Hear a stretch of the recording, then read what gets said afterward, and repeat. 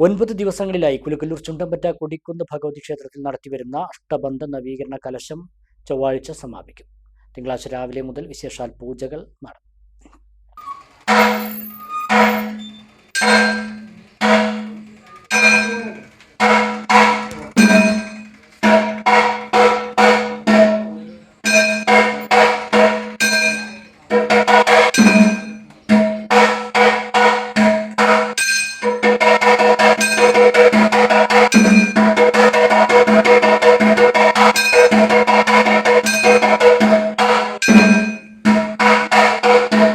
തത്വഹോമം, തത്വകലശ പൂജ, ചതുർത്ഥ ബ്രഹ്മകലശ പൂജ, പരികലശ പൂജ എന്നിവ ക്ഷേത്രത്തിൽ നടന്നു.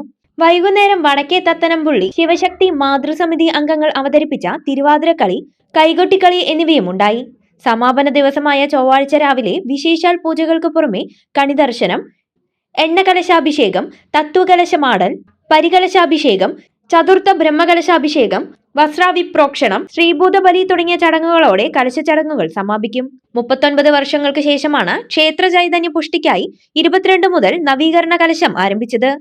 ക്ഷേത്രം തന്ത്രി അഴകത്ത് പരമേശ്വരൻ നമ്പൂതിരിപ്പാടിന്റെയും ക്ഷേത്രം മേൽശാന്തി രമേശൻ എമ്പ്രാന്തിരിയുടെയും കാർമ്മികത്വത്തിലാണ് ചടങ്ങുകൾ നടത്തുന്നത്.